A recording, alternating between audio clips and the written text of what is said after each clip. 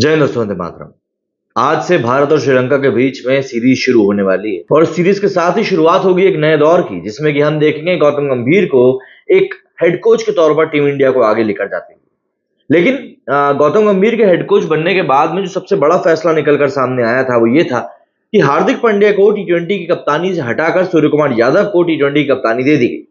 अब जाहिर सी बात है, कई लोगों को ये बात सही भी लगी, कई लोग इस बात को हजम भी नहीं कर पाए, क्योंकि टी20 वर्ल्ड कप की अगर हम बात करें तो हार्दिक पांड्या ने उसमें बहुत बढ़िया प्रदर्शन किया था और साथ ही साथ वो टीम के वाइस कैप्टन भी थे। तो ऐसे माना जा रहा था कि रोहित के रिटायरमेंट के बाद में Hardik Pandya would be the automatic choice, but selectors और हेड कोच ने इस बात को लेकर डिसीजन लिया कि अब हमें हार्दिक पांड्या नहीं बल्कि किसी और खिलाड़ी के साथ में आगे बढ़ने की जरूरत है, क्योंकि हार्दिक पांड्या की जो बॉडी है वो काफी ज्यादा इंजरी प्रोन है, जिस कारण से वो लगातार काफी लंबे समय तक क्रिकेट में टिक नहीं पाते।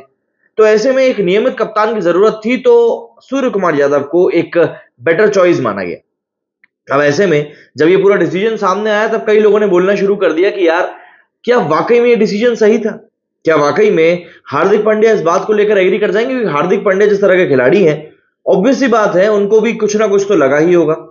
तो अब ऐसे में सूर्य कुमार यादव का जो है पूरा का पूरा कमेंट निकलकर इस बारे में सामने आया है कि हार्दिक पांड्या से कप्तानी लेने के बाद में उनका इसके ऊपर क्या रिएक्शन है।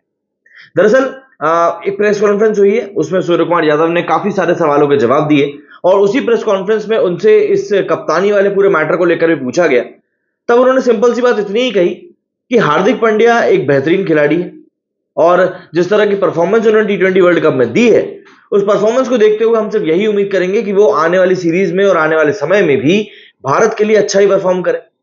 दूसरी बात उनका कहना था कि टी20 की अगर हम लोग बात करें तो काफी हद तक ये बात समझ में आती है कि एक खिलाड़ी के तौर पर आपको अवेलेबल होना बहुत ज्यादा जरूरी होता है, और जिस मैच्योरिटी के साथ में आप आगे बढ़ना चाह रहे हैं उस मैच्योरिटी में आपको इस बात का भी फैसला लेना होता है कि अगर आप टीम के लिए कुछ अच्छा सोच रहे हैं तो क्या बाकी के लोग भी वैसा ही सोच रहे हैं।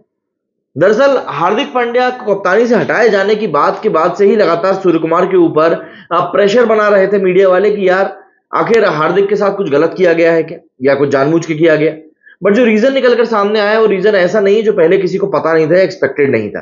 रीजन सभी को पता था कि ये इंजरी प्रोन बॉडी जो है हार्दिक पांड्या की, कहीं ना कहीं यही उनके ऊपर एक भारी दबाव डाल रही है, प्रेशर डाल रही है। यही एक कारण है कि वो टेस्ट मैचेस तो बिल्कुल ही नहीं खेलते हैं और वनडे भी आजकल कभी कभार ही खेलते हुए दिखाई देते हैं। अभी जो श्रीलंका के खिलाफ 3 वनडे होने उसमें भी हार्दिक पांड्या हिस्सा नहीं लेने वाले हैं।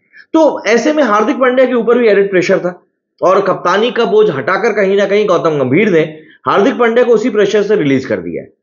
सूर्य कुमार से इसके बाद में रोहित के बारे में ही पूछा गया तो उन्होंने साफ तौर पर कहा कि भैया, ऐसा है कि एक ट्रेन है और उस ट्रेन का सिर्फ इंजन बदल गया है, बाकी पूरी की पूरी बोगीज वही है। तो हम लोग उसी ब्रांड ऑफ क्रिकेट को फॉलो करेंगे जो हमको रोहित शर्मा ने खेलना सिखाया है। एक लीडर के तौर पर रोहित शर्मा ने जिस तरीके से इस टीम को लीड किया था, एग्जाम्पल के साथ सबको बताया था कि हमें क्या करना है क्या नहीं करना है, हर एक चीज को लेकर यहां पर सूर्य कुमार ने यही कहा कि हम लोग कुछ भी नहीं बदलने वाले हैं। जिस अप्रोच से, जिस अटैकिंग अप्रोच से अभी तक टीम इंडिया जीतती आई है, हम उसी अप्रोच को आगे लेकर जाएंगे। सूर्य कुमार के लिए ये अपने आप में एक पहला ऐसा असाइनमेंट होगा जिसमें कि वो ये जानकर जाएंगे कि वो अगली सीरीज में भी कप्तान रहेंगे। इससे पहले भी वो कप्तान बने हैं, लेकिन ऐसा मौका शायद पहले कभी नहीं आया था। उनसे यंगस्टर्स को लेकर भी बात करी गई तो उन्होंने यही कहा कि जितने भी यंगस्टर्स हैं, चाहे वो रिंकू हो, चाहे वो रियान पराग हो, जितने भी यंगस्टर्स हैं सबके सब आईपीएल में ऑलरेडी परफॉर्म करते हैं। तो ऐसा नहीं है कि यहां पर परफॉर्म करने में उनको कोई प्रेशर आएगी, लेकिन जो भी कोई मौके इन यंगस्टर्स को मिलेंगे, उनको सारे के सारे मौकों को दोनों हाथों से ग्रैब करना पड़ेगा। और अगर वो इन मौकों को ग्रैब कर लेते हैं तो ऑब्वियस सी बात है टीम में उनके लिए जगह भी पक्की होगी, साथ ही साथ एक जो माहौल रहता है टीम में जो उनके लिए बनना चाहिए वो माहौल भी बन जाएगा। सूर्य कुमार यादव के ऊपर एडेड रिस्पॉन्सिबिलिटी तो देखिए है। 2014 का एक कांड हुआ था जिसमें कि कप्तान हुआ करते थे मुंबई के और काफी गाली गलौज के बाद में काफी कांड हो गए थे। उसके ऊपर भी इन्होंने बात करते हुए कहा कि अब 10 साल हो चुके हैं उस बात को और 10 साल में काफी कुछ बदल चुका है। 2016 में मेरी शादी हुई, उसके बाद भी काफी कुछ चीजें बदल गई। तो ऐसा है कि यहाँ पर चीजें पहले जैसी नहीं रह गई हैं, पहले से काफी हद तक चीजें बदल चुकी हैं। और ऐसे में सबसे बड़ी बात तो यही रहेगी कि हम बस टीम के लिए जीतना चाहते हैं और कुछ भी नहीं। अब आज मैच है, देखते हैं क्या कुछ होता है इस टीम के साथ में।